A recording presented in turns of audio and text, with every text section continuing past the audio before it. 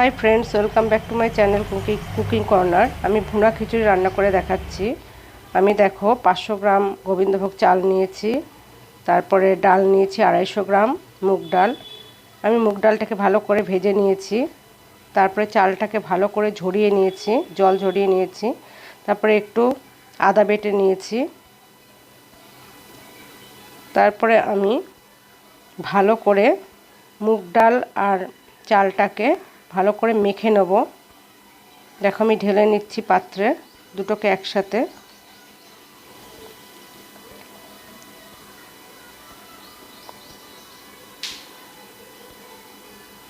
এরপর আমি এখানে দেব একটু নুন,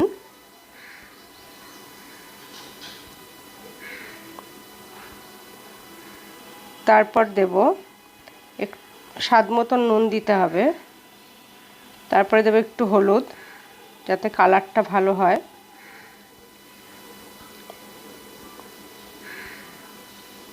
তারপরে দিচ্ছি একটুখানি ঘি দিয়ে ভালো করে চাল আর ডালটাকে একটু তেজপাতা দিয়েছি, ভালো করে মেখে রেখে দিয়েছি দেখো। তারপরে আমি চলে যাব সোজা রান্নাঘরে। আমি সসপ্যানের মধ্যে দিয়েছি তেল। তেলটা গরম হয়ে গেলে পরে আমি কয়েক টুকরো শুকনো লঙ্কা দিয়েছি, তারপরে গোটা গরম মশলা দিয়েছি, লবঙ্গ, দারচিনি, এলাচ এগুলো সব দিয়ে দিচ্ছি।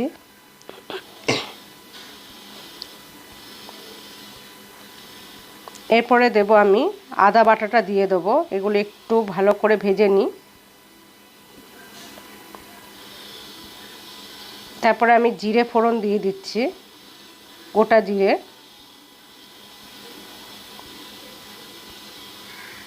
এরপরে দেব আমি আদার পেস্টটা দিয়ে দেবো। এটা দিয়ে ভালো করে আগে ভেজে নিতে হবে।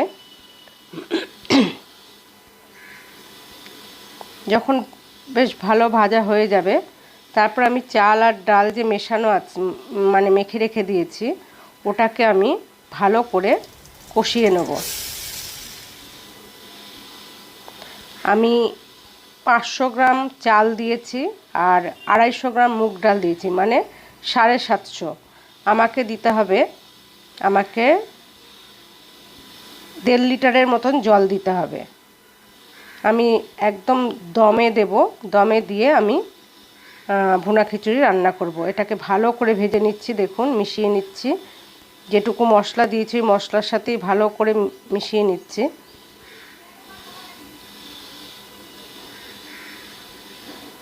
ভালো করে ভেজে নিতে হবে চাল আর মুগের ডালটাকে। ওই যে মশলাগুলো দিয়েছি, এমন কিছু মশলা দিইনি, খুব সিম্পল, তোমরা বাড়িতে রান্না করবে, খুব অল্প সময়ের মধ্যেই ভুনা খিচুড়ি রান্না করতে পারবে। খেতেও খুব ভালো লাগে, যে কোনো জিনিস দিয়েই ভালো লাগবে, ডিম কষা বা খাসির মাংস। আমি জল দিয়ে দিচ্ছি, দেখুন 1.5 লিটারের মতন জল দেব। এটা 750 বোতল।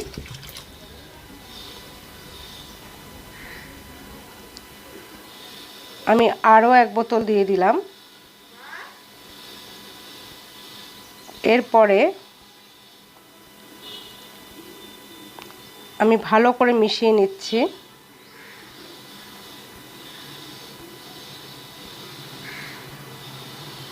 মিশিয়ে নেওয়ার পরে আমি তারপরে ঢেকে দেবো।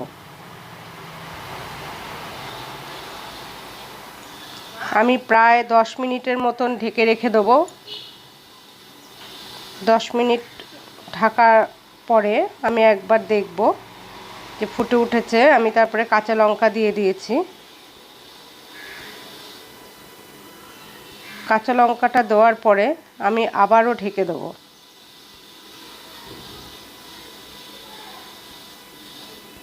আর একটু নুন দিয়েছি, তার কারণ নুনটা অল্প হয়েছে, টেস্ট করে দেখলাম।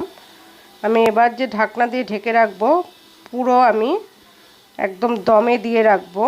নিচে চাটু পেতে আমি দমে দিয়ে রেখে দিয়েছি পুরো 20 মিনিটের মতন। একদম অল্প আঁচে এটাকে পুরো রেখে দিতে হবে।